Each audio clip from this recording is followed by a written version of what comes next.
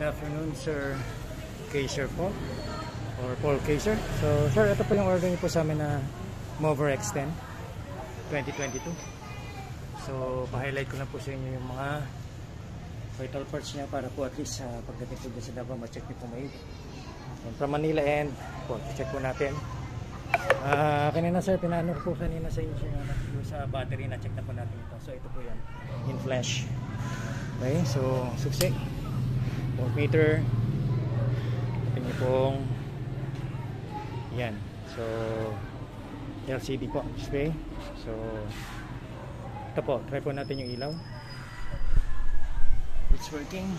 Yan po, meron po tayong blinker, dalawa, left and right. So may ilaw, may tatlo pong headlight, and then yung kanya pong side lamp, inactivated na rin po yung kanyang power plate. So maganda naman po.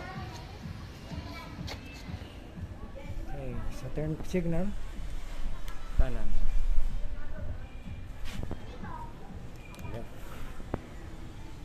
Maganda na po. Yan yung ating horn. Okay, opo natin. Then ito po ay makikita nyo po sa information nya dito, yung kanya pong voltmeter. Although kung may variance man po, mas reliable po dito, dahil dito po yung susi. So guidance lang po ito. So yung pangalawa po is yung voltmeter, and then yung kilometer, yung odometer niyo po. Okay, so pinatakbo natin po ng 200 meters para po malaman po natin kung may differentiation hub, pero okay naman po siya. Okay, so ito naman po yung inyo pong mode. Ito po, gears. So gear 1, gear 2, gear 3, or we call that as ano po, speed limiter. So gear 1, gear 2, tsaka gear 3 po. Okay, tatakbuhin po natin siya. Okay, so sa gear 1 po muna, side lang natin. Okay. So gear 2, gano'n, gear 3. So this one, brakes. So gano'n naman po. Yan, ito po yung kabuuan ng inyo pong X10. Ayun eh, nakadala po namin sa JH Cargo, and pupunta po ng Davao. So Sir Kaiser Paul, so paki-expect na lang po itong inyo pong cargo, no? So dadali na po natin.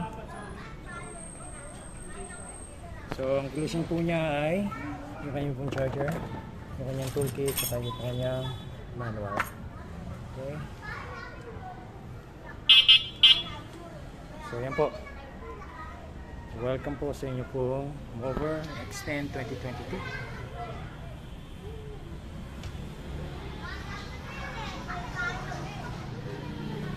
So patadala na po namin ngayon sa JH Cargo. Pakihintay na lang. Thank you po and good afternoon, Sir Kaiser po.